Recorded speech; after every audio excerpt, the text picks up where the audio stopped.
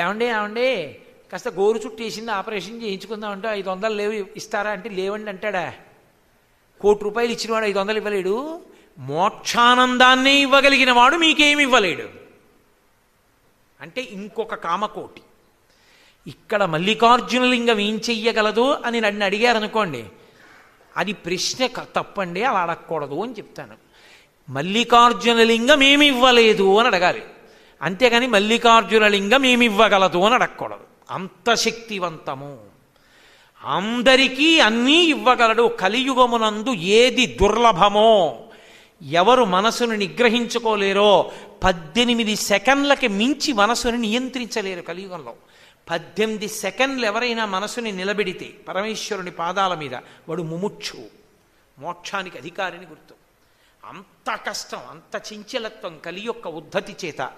అటువంటి కలియుగంలో ఒక్క ఈ పర్వతం మీద మాత్రం ఎవరు ధ్యానమునందు కూర్చుంటాడో వాడికి అంత తొందరగా మనోలయం అవుతుంది. అంత శక్తిని పరమేశ్వరుడు ఈ పర్వతం మీద వెదజల్లాడు. అంటే అందుకని ఈ పర్వతం గురించి ఎప్పుడు మాట్లాడినా దీని మీద శ్రీ ఒకటే చెప్తూ ఉంటారు, పునర్జన్మ న విద్యతే, ఇక పునర్జన్మ లేదు అంటుంటారు. కారణం ఏమిటో తెలుసా? ధ్యానమునందు మనసు లొంగిపోవుట. అది లొంగకపోవడమే సమస్త అనర్థములకు కారణము. అది దాన్ని లొంగదీయడం కొన్ని కోట్ల జన్మలు ఎత్తాలి, అంత తేలిక కాదు దాన్ని లొంగదీయడం. నేను చెప్పే కదా, దానికి యాంత్రీకరించే శక్తి ఉంది. అది లొంగిపోయిందా భావనలను కూడా ఈశ్వరుడి వైపుకి యాంత్రీకరిస్తుంది. ఏం చేస్తున్నా ఈశ్వరుడిని అనుభవిస్తుంది. అప్పుడు ఆ శక్తి సమర్థించేదిగా మారిపోతుంది. ప్రహ్లాదుడికి తిరిగింది అలా.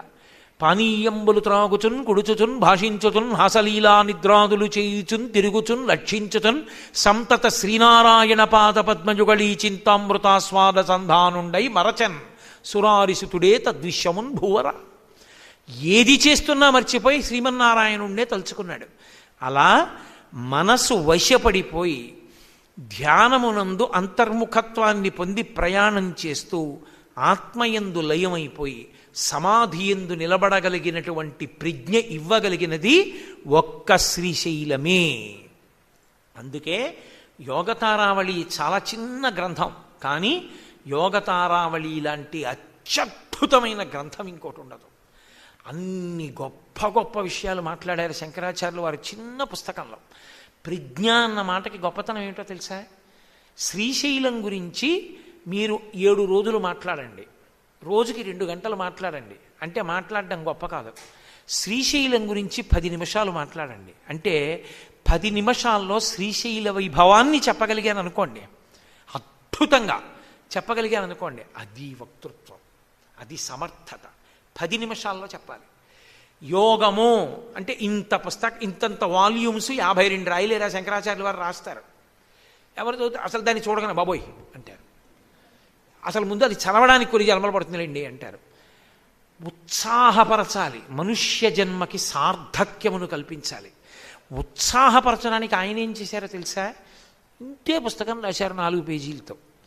శంకరాచార్యులు వారి సాహిత్యం అంతా వాంగ్మయం ఇదండి అని ఇచ్చారనుకోండి, వాడు అన్నీ చూసి ఇది 4 పేజీలు ఇది చదువుతూ ఉండండి అని తీస్తాడు.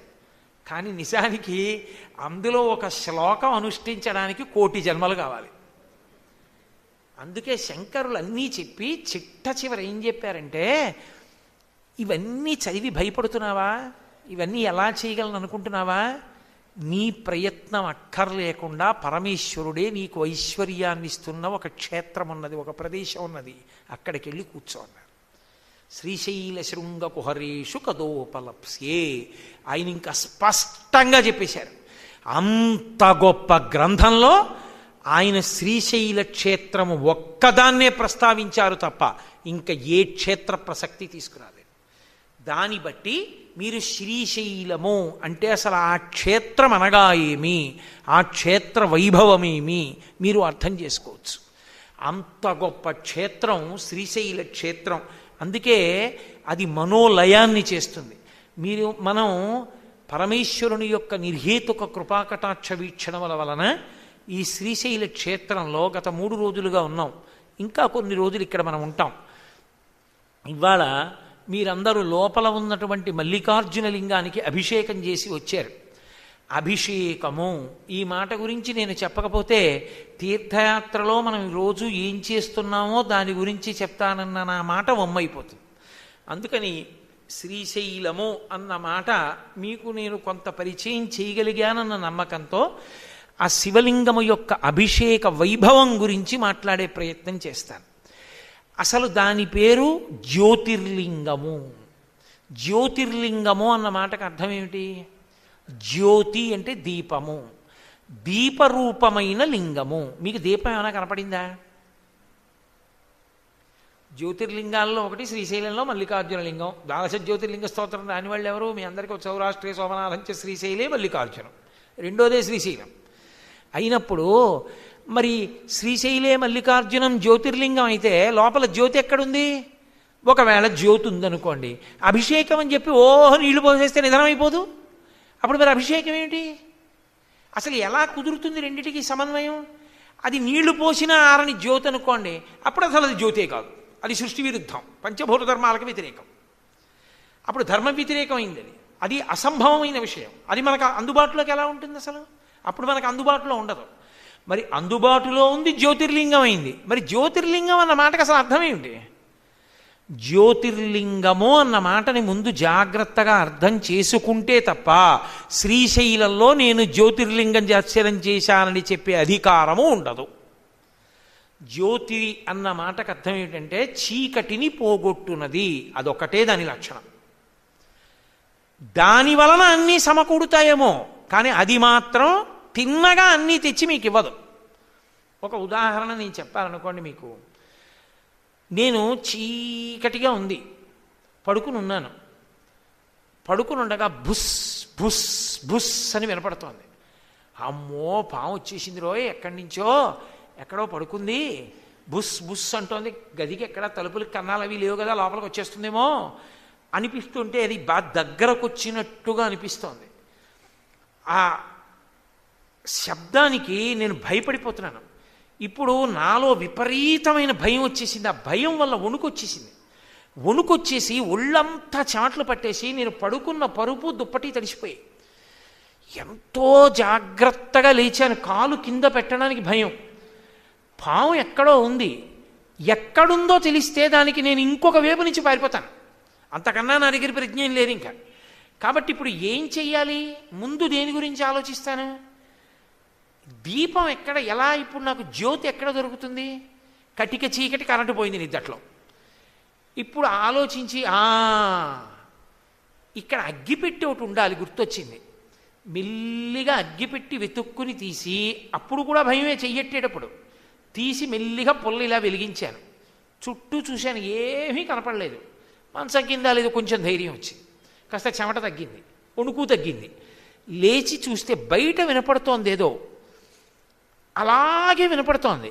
ఏమిటి అలా అరగంట అంటుందా? ఇంకొంచెం ధైర్యం వచ్చింది. కిటికీ తలుపు తీసి వెలిగించి చూశాను. ఏదో ఓ పిల్లి ఓ ఎలకని పట్టుకుని తింటూ మధ్య మధ్యలో అది చేస్తున్న చప్పుడికి నాకు బుస్ బుస్ అని వినపడుతోంది. ఇప్పుడు అది పాము కాదు, పిల్లి. అదొక్కటే దీపం చెప్పింది.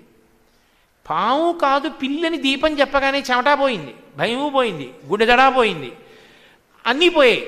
వారి దిక్కుమాలిన పిల్లిరా అని అగ్గిపెట్టి అక్కడ పారేసి మళ్ళీ పడుకున్నాను.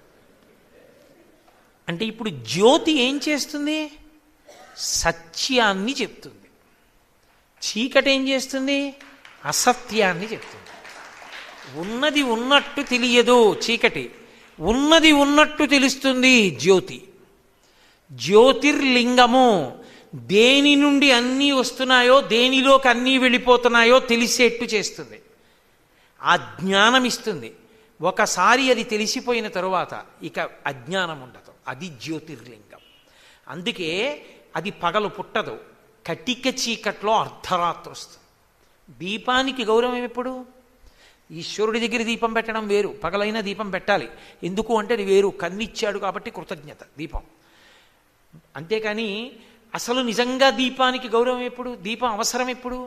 చీకటి బాగా దట్టంగా ఉన్నప్పుడు. చీకటి బాగా దట్టంగా ఉండేది ఎప్పుడు? అర్ధరాత్రి. అర్ధరాత్రి అంటే కటిక చీకటి. కటిక చీకటి అంటే అసలు సత్యం తెలియని స్థితి. ఉన్నది తెలియదు, లేనిది తెలియదు. ఉన్నది తెలియదు కాబట్టి దొంగో తెలియదు, దొంగో తెలియదు, దానివల్ల భయం. ఉన్నదున్నట్టు చెప్పేది దీపం, జ్యోతి. అర్ధరాత్రి కటిక చీకటి అంటే ప్రబలమైన అజ్ఞానం. ఆ అజ్ఞానాన్ని పోగొట్టడానికి అప్పుడు పుట్టింది దీపస్తంభం, భూమి ఆకాశం మధ్యలో. అది ఎంత దూరం పెరిగింది లింగం అని అడిగారు. అందుకే లింగం అన్నదాన్ని మీరు జాగ్రత్తగా పట్టుకోవాలి దాని అర్థాన్ని. మల్లికార్జున జ్యోతిర్లింగం దగ్గరికి వెడితే నా 2 చేతులతో కప్పేయగలను నేను. నా 2 చేతులతో కప్పేస్తే లింగం కనపడదు. ఇక నా చేతులలోకి ఒదిగిపోగలిగినంత చిన్నది జ్యోతిర్లింగమా అని నేను అనుకున్నాను అనుకోండి, నేను పిచ్చేండి కాదు. దాని అర్థం ఏమిటో తెలుసా? నేను ఇప్పుడు ఇలా మూర్తిని తీసుకొచ్చి పెట్టాను అనుకోండి, ఇది ఎంత గుండ్రంగా ఉంది అన్నాను అనుకోండి, దాని చుట్టూ తాడు పెట్టి చూస్తే ఎంత గుండ్రంగా ఉందో అంతే ఉంది. అది పెరగదు, అది పెరిగే అవకాశం ఉండదు. విగ్రహం కరచరణాదులతో ఉన్న మూర్తికి నడుము పెరిగిపోవడం అలా పెరగవు. లింగం అన్న మాటకు అర్థం ఏమిటో తెలుసా? గుండ్రం. లింగం అంటే ఇలా కదూ, ఇలా. ఇది కూడా లింగమే కదూ, ఇది కూడా లింగమే కదూ. నేను ఇలా పెంచుకుంటూ వెళ్ళాను అనుకోండి, బ్రహ్మాండాన్ని అంతటినీ చుట్టాను అనుకోండి. ఇప్పుడు బ్రహ్మాండం ఎందులో ఉంది?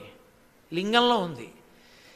ఎంత ఎత్తుని చెప్తానో అంత ఎత్తు పెరగగలదు, ఎంత సున్నా పెద్ద చేస్తానో అంత పెద్దది కాగలదు. అంటే అన్నీ దానిలో ఉన్నాయి, నీకు దొరకడానికి చిన్నదిగా కనపడుతోంది, కానీ నిన్ను అనుగ్రహించడానికి అలా కనపడుతోంది. కానీ అసలు దాని రూపేమిటో తెలుసా? ఆపాతాళ నభస్థలంత భువన బ్రహ్మాండమా విస్ఫురజ్యోతిస్పాటిక లింగమౌళి విలసత్పూర్ణేందువాంతామృతై అస్తోకప్లుతమేకమీశమనిశం రుద్రానువాకాన్ జపం ధ్యాయేత్ ఈప్సిత సిద్ధయే ధ్రువపదం విప్రోభిషించేచ్చివం బ్రహ్మాండ వ్యాప్త దేహాభసిత హిమరుచాభాసమానా భుజంగై కంఠే కాళాః కపర్దాః కలిత శశికళశ్చండ కోదండహస్తాః త్రిక్షా రుద్రాక్షమాలా సులలిత వపుషః సంభవా మూర్తిభేదాః రుద్రాశ్రీ రుద్రసూక్త ప్రకటిత విభవాన ప్రయచ్చస్తు సౌఖ్యం. అది కదూ ధ్యాన శ్లోకం శివలింగానికి. ఆ పాతాళ నభస్థలంత భువన బ్రహ్మాండమా విస్ఫురత్. పాతాళలోకం కన్నా కింది వరకు ఎంత ఉందనుకుంటున్నావో అంత కింద నుంచి ఎంత పై వరకు బ్రహ్మాండముల పైన కూడా ఉందని నువ్వు అనుకుంటున్నావో అంత పై వరకు ఉండి బ్రహ్మాండం ఆవిస్ఫురత్ అంతా ఇలా పెరిగిపోతే అది తప్ప ఇంకొకటి లేదు. ఉన్నవన్నీ అందులో ఉన్నాయి, పైకి పోయేవన్నీ అది వదిలితేనే పైకి వెళ్ళాలి, అందులోనే అన్నీ ఉన్నాయి. అంటే లింగమయం జగత్ అంతా శివలింగ స్వరూపమై నిండిపోయింది. ఆ జ్ఞానము నీకు కలిగితే అది జ్యోతిర్లింగం. నీకు అది తెలియనంత కాలం జ్యోతిర్లింగం నీకు అర్థం కాల. అప్పుడు అది అంతలా పెరిగిపోతే దాని మీద చంద్రమండలం ఉంది. ఇప్పుడు ఆ చంద్రమండలం ఏమవుతోంది? కరుగుతోంది. చంద్రుడు కరిగితే సుధావృష్టి అమృతం పడుతుంది. ఇప్పుడు ఆ అమృతంతో ఆయన తడిసిపోయాడు. మనం అభిషేకం చెయ్యక్కర్లేదు. బ్రహ్మాండము ఎప్పుడూ కూడా చంద్రుని యొక్క కరుగుతున్న అమృత బిందువుల చేత తడిసిపోతుంటుంది, తడిసిపోయి చల్లగా ఉంటుంది. అందుకే శివలింగం వేడెక్కితే ప్రపంచం సమస్యలతో అతలాకుతలమవుతుంది. శివలింగం చల్లగా ఉంటే లోకం చల్లగా ఉంటుంది. మనం ఇటువైపు సనాతన ధర్మం పాటించే వాళ్ళం చల్లతనం వాడతాం. నీ అమ్మ కడుపు చల్లగా, అయ్య కడుపు చల్లగా అంటాం. నాన్న చల్లగా 10 కాలాలు బతకరా అంటాం. ఇటంతా చల్లగా ఉండాలి. ధర్మం అక్కర్లేని వాళ్ళు, భోగం కావలసిన వాళ్ళు పశ్చిమ దేశాల్లో వెచ్చగా ఉండాలని కోరుకుంటారు. వాళ్ళు వెచ్చగా ఉండాలి, మనం చల్లగా ఉండాలంటే మరి శివతత్వం. ఆ శివలింగం చల్లగా ఉంటే లోకం చల్లగా ఉంటుంది. అంత పెద్ద లింగానికి ఎవరు చేస్తున్నారు? అది చెప్తోంది యజుర్వేదం. ఆవిస్ఫుర జ్యోతిస్ఫాటిక లింగ మౌళి విలసత్పూర్ణేందు అంతామృతై. మౌళి అంటే తల పైన చంద్రబింబం ఉంది, కరిగి అమృతధారలు పడుతున్నాయి. అమృతధారల చేత ఆయన చల్లబడుతున్నాడు, అందుకని వానలు పడుతున్నాయి. అందరం అన్నం తినగలుగుతాం, శం ద్విపదే శం చతుష్పదే అందరం బతకగలుగుతున్నాం. అటువంటి పరమేశ్వర స్వరూపం లింగస్వరూపమై ఉంటే అభిషేకం చెయ్యడం అంటే లోపలికి వెళ్ళి ఏదో ఓ గిన్నెతో చటుక్కున నీళ్లు పోసేయడం కాదు. ఏమిటి అభిషేకం అంటే?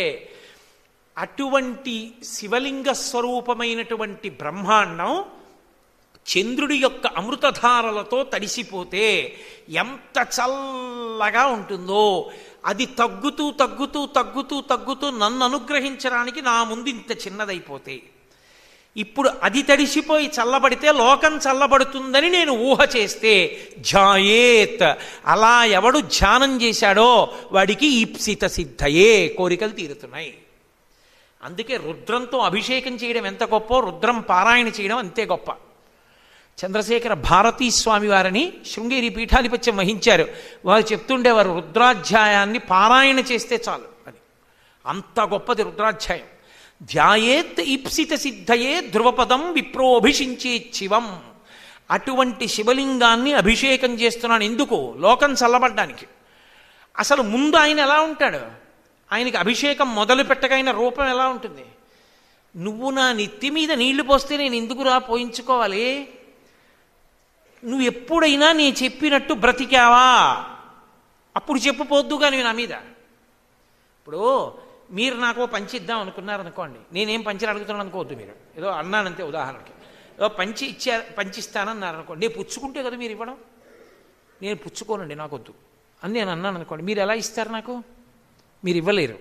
మీరు ఇవ్వాలనుకోవడం కాదు, నేను పుచ్చుకోవాలనుకోవడం అంత అవసరం. రెండూ కలిస్తేనే మీరు ఇవ్వగలరు. నాకు వద్దండి, నేను తీసుకోవట్లేదు, నాకు అక్కర్లేదు అలాంటివన్నీ అన్నాను అనుకోండి, మీరు ఎలా ఇస్తారు? మీరు ఇవ్వలేరు. నా సమ్మతి అవసరం. మీరు అభిషేకం ఎలా చేస్తారో ఆయన సమ్మతించకపోతే అది రుద్ర శబ్దానికి అర్థం ఏమిటంటే నువ్వు ధర్మమునందు లేవు. నువ్వు నాకు నీళ్లు పోసేదేమిటి?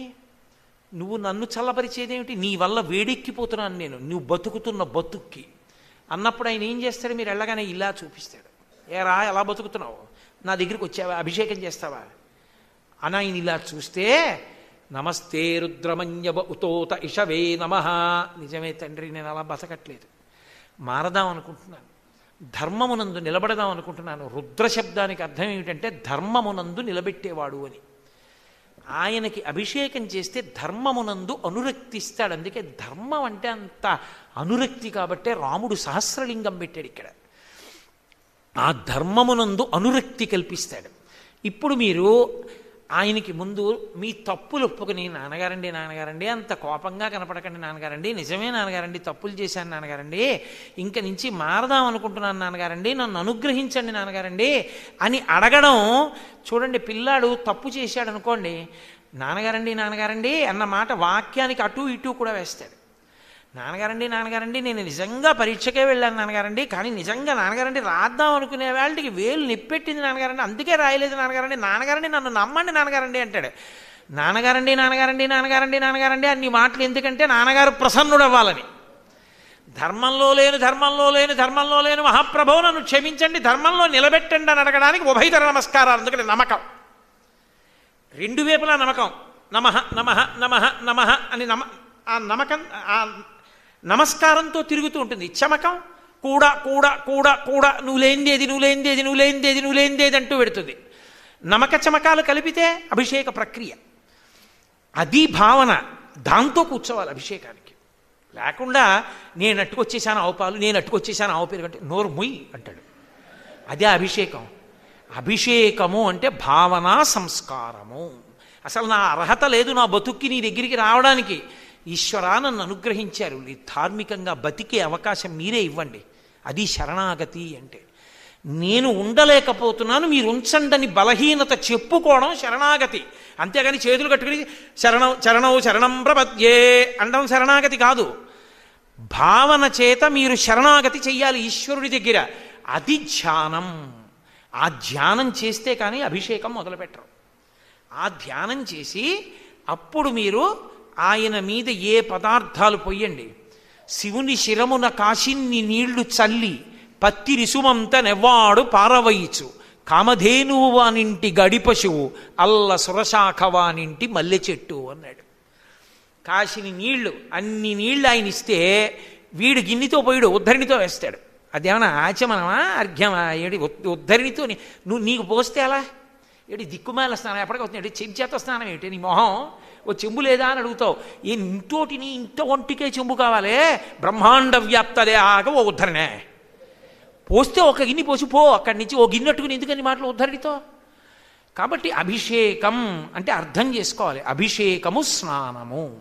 అభిషేకమునకు స్నానమునకు అభేదం. కానీ నేను చేస్తే అభిషేకం కాదు, నే చేస్తే స్నానం. ఎందుకో తెలుసా? నా మలినములను పోగొట్టుకుంటాను. నా శరీరములకున్న మలినములను పోగొట్టుకుని అంతఃశుద్ధి పొందుతాను. నిద్రావస్థ విడిచిపెట్టి ఒక్కసారి పైకి లేస్తుంది సంతోషం. సుప్రభాతం పాడాలి. గబగబా తలమించి స్నానం చేసి ఒళ్ళు తుడుచుకుని స్థూల సూక్ష్మ కారణ శరీరములందు ప్రకోపించినటువంటి తాపములను చల్లార్చుకోవడానికి స్నానం చేసి శుద్ధి పొందుతాను.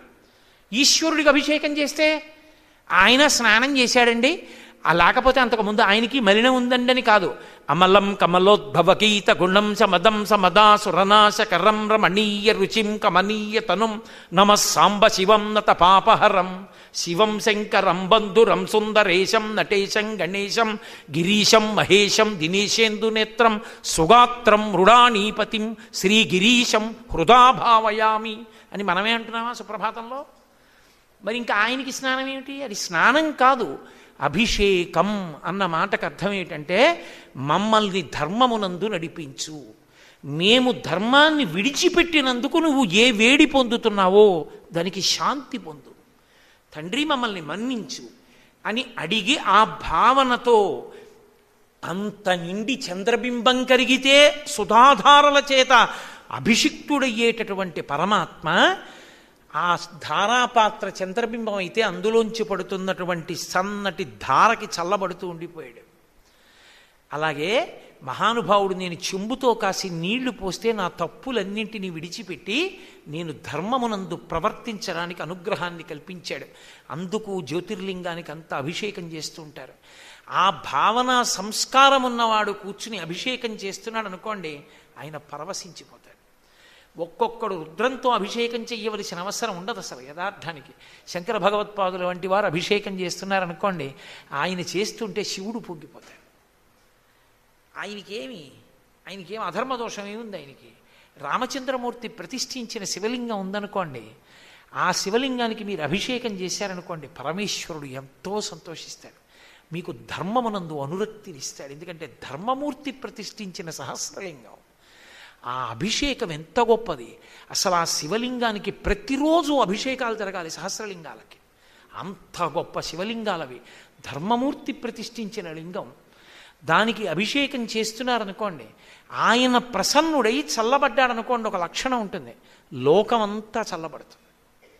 చూడండి, ఓ మాట అంటారు, ఏమండి అమ్మయ్య ఇవాళ మీరు కొంచెం కుదురుగా కనపడుతున్నారే, సంతోషంగా ఉన్నారంట. నా మనసు చల్లబడిందండి అంటాడు. నా మనసు చల్లబడిందండి అంటే ఏడు దాని అర్థం? నా మనసులో ఉద్రేకం తగ్గింది. ఎందుకు తగ్గింది? మా అబ్బాయికి జ్వరంగా ఉంది, ఎలాగో ఏమిటో అని బెంగపెట్టుకున్నాను, మా అబ్బాయికి జ్వరం తగ్గిపోయింది, అమ్మయ్య నా మనసు చల్లబడిందండి అంటాడు. నా మనసు చల్లబడిందండి అంటే నేను ఒక్కడనే కాదు తృప్తి పడింది, నేను ఎవరెవరికి బాధ కలిగితే దుఃఖపడతానో వాళ్ళందరూ చల్లగా ఉన్నారు. పరమశివుడు చల్లబడితే ఎంతమంది సుఖంగా ఉన్నారు? శం ద్విపదే శం చతుష్పదే, 4 కాళ్ళు ఉన్నవన్నీ సంతోషంగా ఉన్నాయి, 2 కాళ్ళు ఉన్న వాళ్ళందరూ సంతోషంగా ఉన్నారు. అంటే ఈ బ్రహ్మాండం అంతా సంతోషంగా ఉంది. అది శివలింగానికి అభిషేకానికి ఉన్న గొప్పతనం. శివలింగం చల్లబడితే, అందున ప్రత్యేకించి జ్యోతిర్లింగం స్వయంభూ, అది చీకటిని పోగొట్టడానికి వస్తుంది. అందుకే కరచరణాదులతో వెలిసినటువంటి మూర్తి పుట్టినటువంటి 6 నెలలకి కరచరణములు లేనటువంటి అరూపరూపి అయిన శివలింగం ఆవిర్భవిస్తుంది. మీరు చూడండి, శ్రావణ మాసం అష్టమి నాటి అర్ధరాత్రి 12 గంటలకి కరచరణాదులతో ఉన్న కృష్ణ పరమాత్మ, కృష్ణం వందే జగద్గురుం, ఆయన జ్యోతిస్వరూపుడు. అర్ధరాత్రి 12 గంటలకి గురువు జ్యోతిస్వరూపుడు కనుక ఆయన పుట్టాడు, కరచరణాదులతో ఉన్నాడు. అక్కడి నుంచి 6 నెలలు లెక్క పెట్టండి. భాద్రపదము, ఆశ్వీజము, కార్తీకము, మార్గశీర్షము, పుష్యము, మాఘము. ఖచ్చితంగా 6 నెలల తర్వాత మాఘమాసంలో అర్ధరాత్రి 12 గంటలకి చతుర్దశి తిథి నాడు, మహాశివరాత్రి నాడు కరచరణాదులు లేకుండా శివలింగం ఆవిర్భవిస్తుంది. కరచరణాదులతో ఉన్నవాడు వచ్చిన 6 నెలలకి కరచరణములు లేని అరూపరూపి అయిన శివలింగం వస్తుంది. ఈ ఉపాసన నుంచి ఆ ఉపాసనకి వెడతాడు. అందుకే తిరుపతి కిందకుంటుంది, శ్రీశైలం పైకుంటుంది, 2 శ్రీశైలాలి. అందుకే ఆ ఇరువురు ఒన్రాశయింది అన్నారు. తేవారం క్షేత్రాలు అంటారు. మాణిక్యవాచకర్, జ్ఞాన సంబంధర్, అప్పర్, ఈ ముగ్గురు వచ్చి ఎక్కడైనా స్తోత్రం చేస్తే ఆ క్షేత్రానికి ఒక ప్రత్యేకత ఉంటుంది. శ్రీశైలంలో ఆ ముగ్గురు నాయనారులు స్తోత్రం చేశారు, అందుకే తేవార క్షేత్రం అంటారు దీన్ని. అంత గొప్ప శ్రీశైల క్షేత్రంలో ఉన్నవాడు మీకు అందాలి అంటే ముందు కరచరణాదులతో ఉన్నవాణ్ణి పట్టుకోవాలి. వాడి అనుగ్రహంతో వీడు దొరుకుతాడు. అరూపి రూపి అయిన లింగస్వరూపి దొరుకుతాడు, లేకపోతే ఆయన్ని మనసులో పట్టలేరు. అందుకని కింద నుంచి పైకి వస్తుంది. తిరుపతి కిందకుంటుంది, శ్రీశైలం పైకుంటుంది. కరచరణాదులతో ఉన్న వెంకటేశ్వర అనుగ్రహమే శ్రీశైల మల్లికార్జున ఉపాసనానుగ్రహాన్ని ఇస్తుంది. అంతకన్నా పైమెట్టులో ఈ ఉపాసన నిలబడుతుంది. లింగోపాసన అంత గొప్పది. నే చెప్పట్లా, కొత్తగా నేనేమైనా చెప్పాను అనుకుంటున్నారేమో. మహాభారతంలో అశ్వత్థామ ఆ అస్త్రాన్ని ప్రయోగించాడు కృష్ణార్జునుల మీద. అస్త్రం పనిచేయలేదు, ఆగ్నేయాస్త్రం పనిచేయకపోతే తలదించుకుని బాధగా వెళ్ళిపోతున్నాడు. వ్యాసభగవానుడు కనబడ్డాడు. ఏమిరా అలా బాధగా వెళ్ళిపోతున్నావు అన్నాడు. అయ్యా, ఆగ్నేయాస్త్రం ప్రయోగించాను కృష్ణార్జునుల మీద, వాళ్ళిద్దరి మీద పని చేయలేదు. ఎందుకు పని చేయలేదు నాకు అర్థం కావట్లేదు అన్నాడు. ఆయన అన్నాడు, తస్మిన్నభ్యధికాం ప్రీతిం కరోతి వృషభధ్వజ. నువ్వు కరచరణాదులతో ఉన్న మూర్తిని ఉపాసన చేస్తావు, అరూపి రూపి అయినటువంటి లింగాన్ని కృష్ణార్జునులు ఉపాసన చేస్తారు. లింగోపాసన చేసిన వాడి ముందు సాకారోపాసకుడు నిలబడలేడురా, అందుకుని నీ అస్త్రం పనిచేయలేదన్నాడు. అది లింగోపాసన గొప్పతనం. ఈ దేశమంతా సుభిక్షంగా ఉండాలని తాను శరీరం విడిచిపెట్టేసిన, అవతార పరిసమాప్తి చేసిన, లోకం చల్లగా ఉండాలని శంకరాచార్యులు వారు కైలాస పర్వతం మీదకెళ్ళి మహానుభావుడు పరమశివుడి దగ్గర నుంచి 5 శివలింగాలు తీసుకొచ్చారు. ఆ 5 శివలింగాలలోనే యోగలింగము కామకోటి యందుంది కాంచీపురంలో, భోగలింగము శృంగేరిలో ఉంది, అలాగే ఆ మోక్షలింగము కేదార్లో ఉంది, వరలింగము నేపాల్లో ఉంది, చిదంబరంలో ఒక శివలింగం ఉంది. ఇలా 5 లింగములను 5 ప్రదేశముల యందు పెట్టి పీఠాధిపత్యం వహించేటటువంటి వ్యక్తులు నియమం తప్పకుండా శివలింగాన్ని అభిషేకం చేసే ప్రక్రియ ఏర్పాటు చేసి చల్లబడిన శివలింగాల వల్ల లోకం చల్లబడేటట్టుగా మహానుభావుడైనటువంటి శంకర భగవత్పాదులు తీర్చిదిద్దారు వ్యవస్థని. అభిషేకం అంటే ఆ శివలింగం చల్లబడింది అంటే లోకమంతా చల్లబడిపోతుంది. అంత గొప్ప అభిషేకం. ఆ అభిషేకం చేయడం అంటే జ్యోతిర్లింగం మీద ఇన్ని నీళ్లు పోయడం అంటే పెట్టి పుట్టాలి. ఆ అదృష్టం ఉంటే తప్ప పొయ్యలేరు. మనమందరం ధన్యులం. మల్లికార్జున లింగానికి ఇవాళ మనం అభిషేకం చేసుకుని రాగలిగాం. అంత గొప్ప ప్రక్రియ యందు మీరు పాల్గొన్నారు. ఒక్కొక్క పదార్థం వేస్తే మళ్ళీ శుద్ధజలం వేస్తూ ఉండాలి. పదార్థము శుద్ధజలము, పదార్థము శుద్ధజలము చప్పున చెయ్యాలి. అదే పనిగా పదార్థాలు ఒకటే వేయకూడదు అభిషేకంలో. అలా చేస్తే ఆయన చల్లబడి ప్రసన్నుడవుతాడని శైవాగమం చెప్తోంది. అంత గొప్ప లింగస్వరూపం. ఎటువంటి కోర్కెలు తీర్చేస్తుంది అది.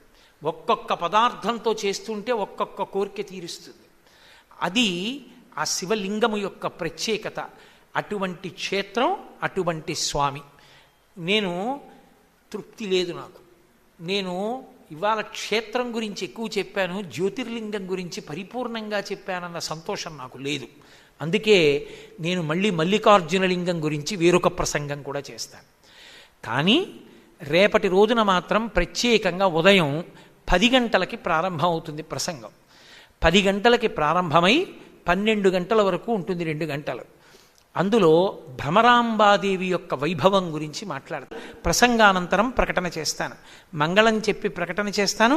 సావధాన చిత్తులై అలాగే కూర్చోండి. మంగళాశాసనపరై పదాచార్య పురోగమై సర్వైశ్చ పూర్వైరాచార్యై సత్కృతాయాస్తు మంగళం. మంగళం కోసలేంద్రాయ మహనీయ గుణాత్మనే చక్రవర్తి తనూజాయ సార్వభౌమాయ మంగళం. ఉమాకాంతాయ కాంతాయ కామితార్థప్రదాయినే శ్రీగిరీశాయ దేవాయ మలినాథాయ మంగళం. స్వస్తి.